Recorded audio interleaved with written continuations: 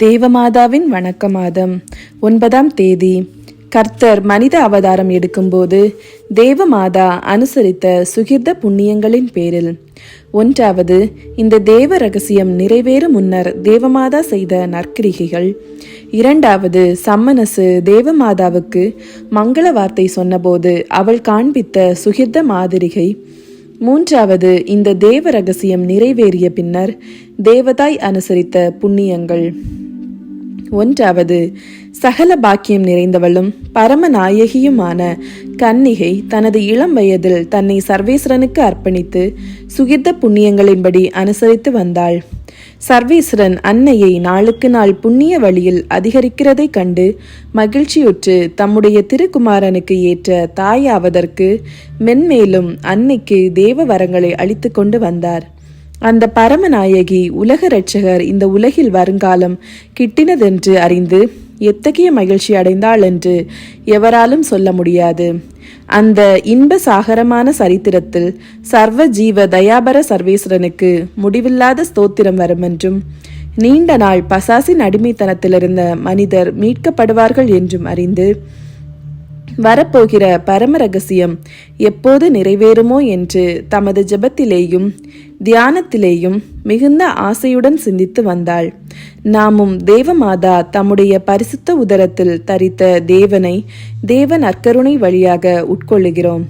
ஆனால் அன்னை செய்தது போல எவ்வித புண்ணியங்களாலும் நம்முடைய இருதயத்தை சர்வேஸ்வரனுக்கு தக்க சிம்மாசனமாக இருக்கும்படி அலங்கரித்து வருகிறோமா? இல்லையே.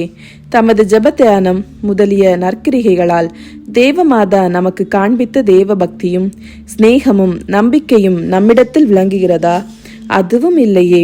தேவ நற்கருணை வாங்குகிறதில் முதலாய் தேவ சிநேக அக்கினி இன்றி கல் நெஞ்சராய் இருக்கிறோம். 2வது, வானதூதர் மங்கள வார்த்தை சொன்ன பொழுது தேவமாதா காண்பித்த சுகிர்த புண்ணியங்களை தியானிக்கிறது.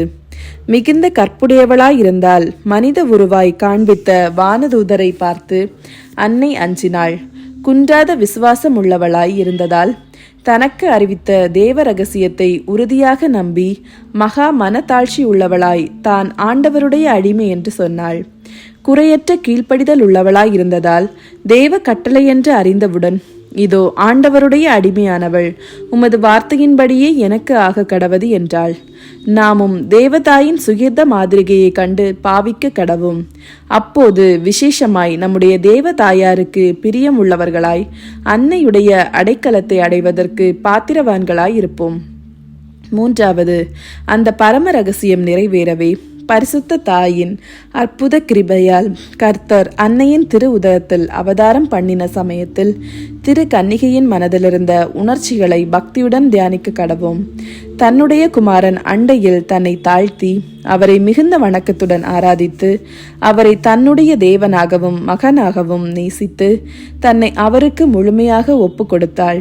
நாமும் திவ்ய நற்கருணையை வாங்கும் போதும் வாங்கின பின்பும் தேவமாதா நமக்கு காண்பித்த சுகிர்த மாதிரியை அனுசரித்து வருவோமாகில் நமக்கு எப்பேற்பட்ட அதிர்ஷ்டமாகும். அவ்வாறு தகுந்த விதமாக திவ்ய நற்கருணையை வாங்குவோமாகில் பரிசுத்தவான்களாய் ஜீவிப்போம். ஜெபம். இயேசு கிறிஸ்துவின் இனிய அன்னையே, ஆண்டவருடைய வார்த்தையானது உமது திரு உதரத்தில் அவதாரம் எடுக்கும் பொழுது நீர் கொண்டிருந்த சுகிர்ந்த உணர்ச்சிகள் சொல்ல முடியாது. சகல நன்மையும் நிறைந்த சர்வேஸ்வரன் உமது திருமைந்தனானார் என்பதை பார்த்து அவரை எவ்வளவான ஆசை பக்தி சிநேகத்துடன் அரவணைத்தீர். அவரோ வென்றால் உமது திரு இருதயம் எவ்வித சுகிர்த புண்ணியங்களாலும் அலங்கரிக்கப்பட்டிருந்ததனால் அதில் பிரியமாய் வாசம் பண்ணி கொண்டிருந்தார். என் பரிசுத்த அன்னையே, நான் என் அன்புக்குரிய இயேசுவை என் இருதயத்தில் அடிக்கடி வாங்கினாலும் உமக்கும் எனக்கும் எவ்வளவு தூரம் வித்தியாசம்! என் இதயம் எவ்வித துர்க்குணமும் நிறைந்தது. அப்படி இருக்க அந்த பரிசுத்தமான சர்வேஸ்வரன் என்னிடத்தில் வருகிறதப்படி? மாசற்ற கன்னிகையே, உம்முடைய திருக்குமாரனை நினைத்து உம்மை மன்றாடுகிறேன். நான் திவ்ய நற்கருணையை தக்க ஆயத்தோடு வாங்கும்படியாக செய்தருளும். என்னுடைய இருதயம் உமது திருக்குமாரனுக்கு ஏற்ற இருப்பிடமாக இருக்கும்படிக்கு அதில் தேவ சிநேகமும் மனத்தாழ்ச்சியும் பரிசுத்த கற்பும் திவ்ய பக்தியும் உம்மிடத்தில் இருந்தது போல விளங்க செய்தருளும். இத்தினத்தில் அடிக்கடி சொல்ல வேண்டிய சுகிர்த ஜெபமாவது: ஓ மரியாயே, தயையுள்ள கன்னிகையே, கிருபாகரியே, கருணாகரியே, அருணோதயமே, எங்களுக்காக வேண்டிக் கொள்ளும். 9ஆம் நாளில் செய்ய வேண்டிய நற்கிரிகையாவது: ஒவ்வொருவரும் தன்னை சர்வேஸ்வரனுக்கும் தேவமாதாவுக்கும் முழுதும் ஒப்பு கொடுக்கிறது.